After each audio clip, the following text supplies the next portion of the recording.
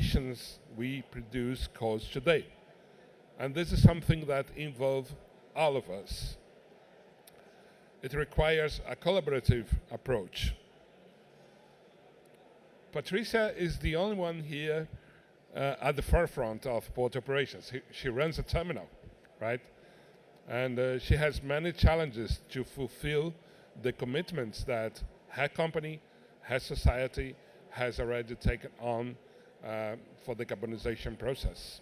Let's face it, we are an industry that, as a whole, we are an industry that deals with large volumes, big loads, and of course, we generate a lot of emission.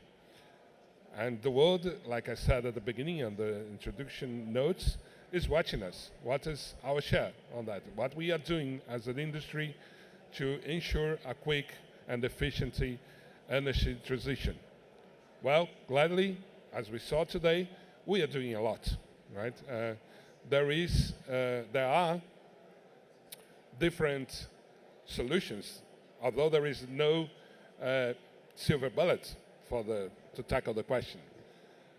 There are a multitude of technological solutions, process improvement solutions, design solutions. We mentioned a whole bunch of possibilities here. Different stages of maturity, of course, but they are improving fast. And gladly, I will humbly would like to say that, Patricia, we all here, as equipment producers, as consulting companies, as solutions providers, we are here to help you and you all that have port operations.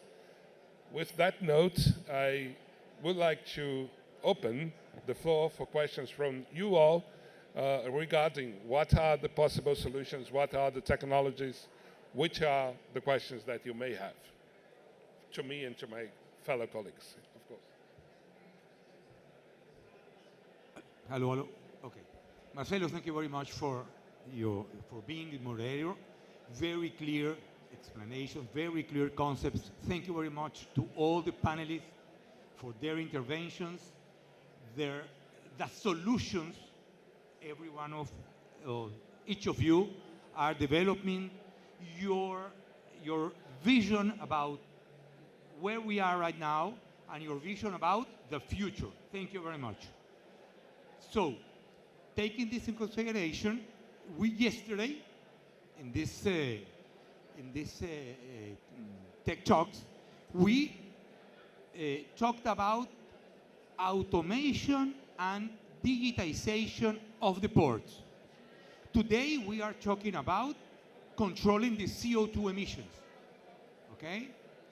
Putting Brazil aside, okay?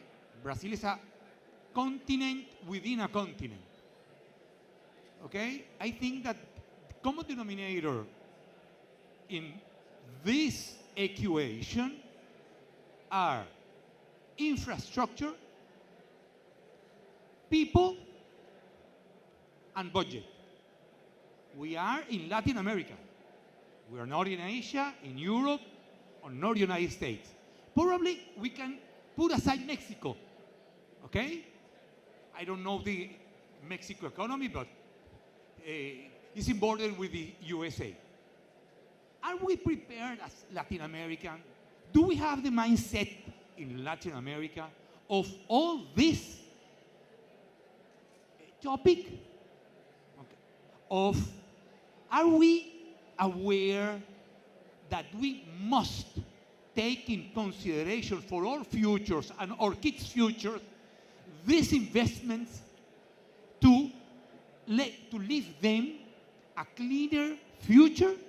Do we have in the region the money, the budget to afford this kind of investments? Okay? I don't know. So my question is for all the panelists, because you represent, okay, a diverse industries, okay? Patricia is doing a great effort in Brazil, okay, to modernize their operations. There are another study cases in the region beside Brazil. I know Brazil very well. I know Santos, Paraguaná, Suape.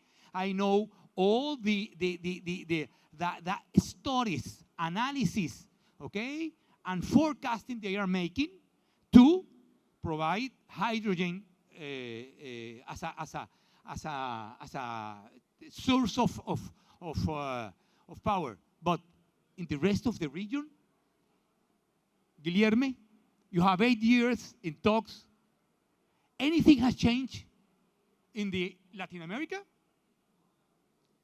Anything has changed in Latin America during the with the COVID in the middle? I don't know. This is my hesitation, my question. To all of you, feel free to express your feelings, feel free to express your position. Thank you very much. Já funciona. Well, good point. And I always say that this is a marathon, it's not a 100 meters race. So we need to eat the elephant piece by piece. And as I said in my presentation, we are a bit surprised in how much inquiries we have received from the market. What we see is not big, huge investments right now, but taking having in mind the amount of requests, how many machines from our side we are quoting, or how many inquiries we are replying to our customers, we see that the region is very interested in this movement. We know that we have a lot of challenges, as I said as well. Infrastructure is a big one. Energy sources is the other one. But we have many customers investing already in that. And we think that we are going to see this change in the following years in the speed that we need. We have some very nice examples. You said, forget Brazil, but we have very good examples in the south of Brazil. We replaced 30 machines, natural gas machines to electric machines. We have examples also in Uruguay. We have examples in Chile. We have examples in Dominican Republic.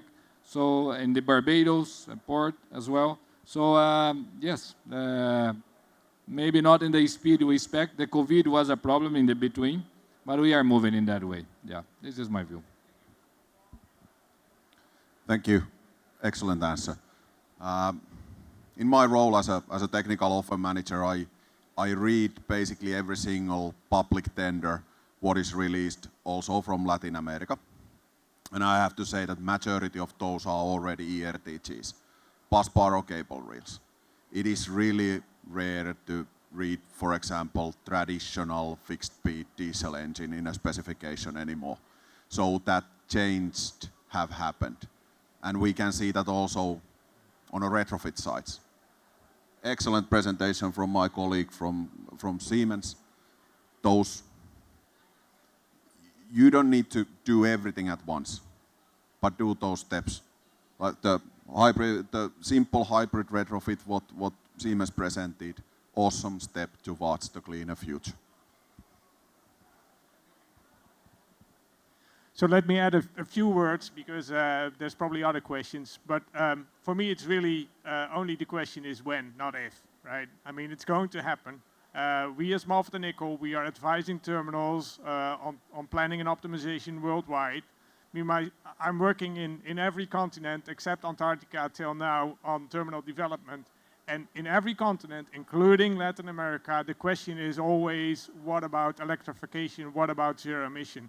It's in every business case. It's always there when we talk about greenfields or brownfield redevelopments. The question is always on the table and needs to be addressed. So I think the answer is clearly yes. It's going to happen. Yeah. I think that's always a moment that I was waiting for, when the mask goes down. So your question is the reality that we live in Latin America. And the need to separate in different areas, I would say. Not only countries, but areas. My experience in these few years of being here in TOC and also working in the port industry, is that no, we are not there yet. I could make a lot of examples for you that mostly of you will recognize in your own countries of Latin America. And yeah, we are a little bit far from that. One thing that you already mentioned, that it's, I believe, the beginning of everything is the education. So the mindset starts with us here, but needs to go and percolate into the society as a whole, because it is not easy. Just not to make say, not optimistic appointment here, a statement here, but I have myself been involved in 2 projects, one in Chile and the other one in Colombia. And they are implementing what we already presented. So yeah, there are some good examples on change of mindset and real implementation of a more efficient solutions, not only in terms of performance, but also in terms of emission, with electrical and automated equipment itself. So, and not mentioning Brazil, mentioning the countries that you said. But if you look at the entire picture, there is a lot still to do, definitely. Hi. As a terminal, it's not a easy decision, because what terminals want and what shipping line want, productivity. So to change the equipment for electrified equipment is very expensive to us, to South America, to Latin America. So the mindset needs change. The decarbonization, the word of the moment, needs to be at the DNA of the company to change. It's not an easy decision. Very good question. Siemens thinks that decarbonization in itself is not a pure cost or a burden. We see it as opportunity. For example, to combine with automation. And if you wonder, shall I electrify, yes or no? How much does it cost? Shall I automate, yes or no? Actually, there are a lot of commonalities, and this was mentioned here by some of the presenters. So decarbonization can be an opportunity to get rid of the emissions, get the guys out of the cranes in a better place, and probably be happy workers also. And I think Patricia from Port Itapuá, she showed us that when it comes to emissions and also the remote control that you had there, that you are, in this direction, right? You are combining these things. And I agree with you that Port Itapuá is in a very nice place. Let me just add one thing, because at the end, this question was of overall impression of all the presentations. But I would like just to give an insight of a reality, as you said, in Brazil.